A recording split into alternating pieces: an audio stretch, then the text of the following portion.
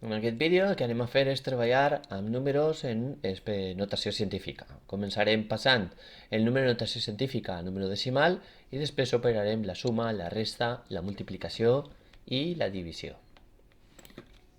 En primer lloc anem a passar la notació d'aquest número de notació científica a notació decimal. El primer que hem de fer serà col·locar aquest número, serà 1,6, i després haurem de col·locar dos posicions decimals darrere de la coma. Per tant, esta coma saltarà un lloc i un altre lloc. És a dir, que aquí faltarà un 0. Per tant, aquest número se convertirà en aquest número d'aquí. Repassem, és un número seguit de dos posicions decimals, que és este que tenim aquí. Per a sumar i restar, el primer que hem de mirar són els números que tenim per sumar i restar, i el que ens hem de fixar és en la expressió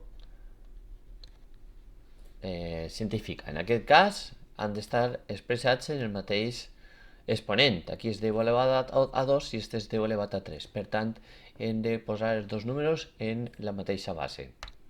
El que podem fer és transformar aquest número, el 2,4 per 10 elevat a 6, a 3, si ho expressem en forma decimal, això serà un 2 i seguit d'un 4 i dos posicions més. En total, 3 posicions darrere el 2. 1, 2 i 3. Si este està en dos posicions, el que haurem de fer ara serà una i dos posicions, deixar-lo com a 24 per 10 elevat a dos posicions, que són aquestes dues. Per tant, el 2,4 per 10 elevat a 3 es pot transformar en 24 per 10 elevat a 2. I ara ja operar, ja fer la suma. 1,6 per 10 elevat a 2 més 24 per 10 elevat a 2. I per a fer aquesta operació, el que farem serà sumar les expressions que tenim davant del 10 i deixar el 10 elevat al número que corresponga. Aleshores serà 1,6 més 24 per 10 elevat a 2. És a dir, 25,6 per 10 elevat a 2. Per al cas de la multiplicació, com és en aquest cas, el que farem serà multiplicar les bases i després sumar els exponents. És a dir, 2,01 per 5,02, això se multiplicarà, i 10 elevat a 2 més 3. És a dir,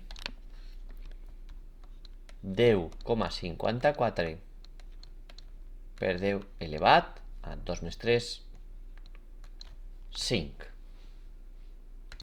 Val, en el cas de la divisió, el que farem serà dividir en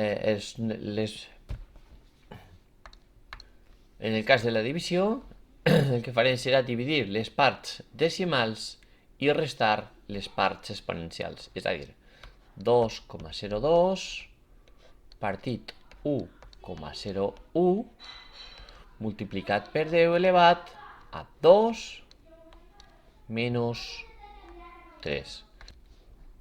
És a dir, 2 per 10 elevat a menys